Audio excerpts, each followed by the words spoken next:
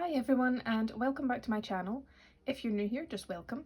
My name is Sinara and I make videos on how to DIY your own pet accessories. This year's series is focusing on sewing your own pet's wardrobe with a few tips and tricks videos thrown in there. So today's video, I'm going to be talking about the confusing world of interfacing.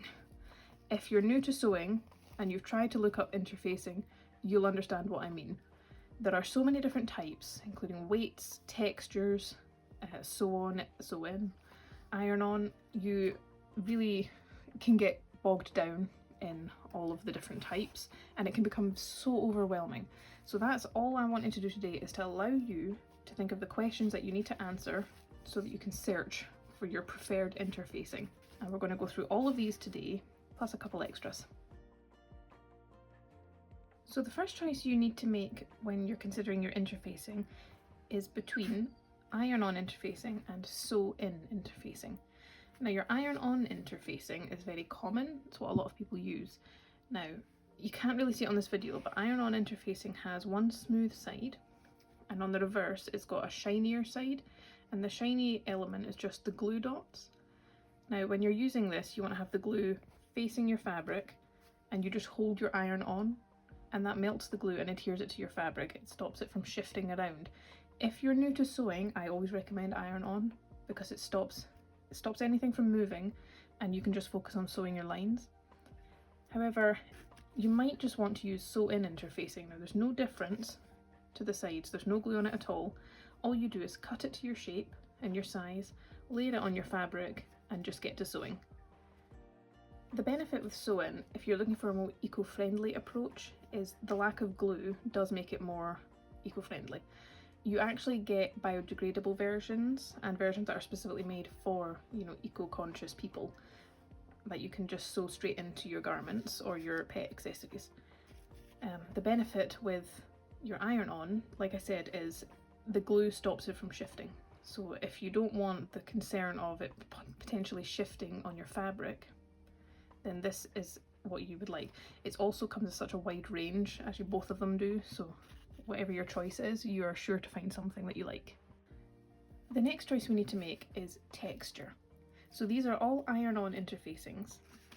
This one here I just showed you is quite lightweight, smooth, it's more papery, whereas this one here is a lot more fabricy. This is great if you're wanting something that moves really well. However, if you're thinking cat collars, that sort of thing, you want the more papery version because it provides a structure while still allowing it to move. So it's not going to restrict your cat in any way. And then you've got this. This is one of my favourite things to use. It's what I call fluffy interfacing. So it's just a bit thicker. It is fluffy on one side, it's rougher on the other side, that's where the glue is. I use this one for all of my bow ties because it provides that more luxurious, thick quality, and it just helps them retain their shape. And the final choice you want to make would be the thickness of your interfacing. So I don't have any heavyweight. You'll often see them referred to as light, medium and heavyweight interfacings. So this I would consider more lightweight. You do get thinner, but you can see it's very see-through. You can see my fingers through it. It moves really easily. Whereas this one, it is still see-through, but not quite as much. Now again, you get lighter versions of lightweight, you get heavier versions of medium weight. Oftentimes if you search, say, medium weight interfacing, a seller's going to have multiple weights within that category. If you're not sure what to go for, I would recommend just going for the middle weight. If you think, I want medium weight, but I want it to be on the lighter side, go for one of the lower weights. If you want it to be on the heavier side, go for one of the heavier weights. Now I don't have any heavy weight interfacing with me because it's not something that I tend to use, but it'll be very similar to this, except it'll be less see-through because it is just thicker. That is basically it. And these are good for, if you want, you can use them for cat collars. My preference is to use medium weight for cat collars because it retains that shape, but it allows the movement. Whereas your really lightweight interfacings, lighter than this, they don't retain that shape and it just kind of feels a bit cheap. So that's again where your preference comes down to it. Exactly what are you looking for within your project? How thick do you want it to be? This sort of weight allows you to sew your cat collars without any issues from your needle, whereas heavier weights can become a little bit tricky depending on how new your needle is and the size that you're using. You can just size up a needle, it's entirely up to you. Now, to go over what I like to use, I only really use interfacing in my cat collars and my bow ties.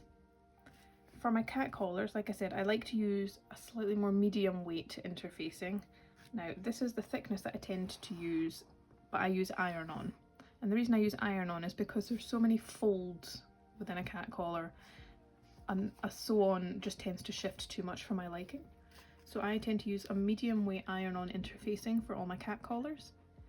And like I mentioned earlier, this is what I use for my bow ties. It is just a fluffy iron-on interfacing. It's very similar to sort of quilting, batting, or anything that you use in a stocking. It just so happens that this has glue on one side. Again, for bow ties, it's not as intricate, so you can get away with using sew-in, but I do like the iron-on. Again, it just takes that worry out of anything shifting. And there you have it, a very quick rundown of interfacing to use within pet accessories. If we were talking about this within sewing your own clothes, any other sort of projects, we could go into this much more in depth. We could be here for hours. If you have any questions, please leave them below. And as always, like, comment, subscribe, and let me know how you get on. Bye!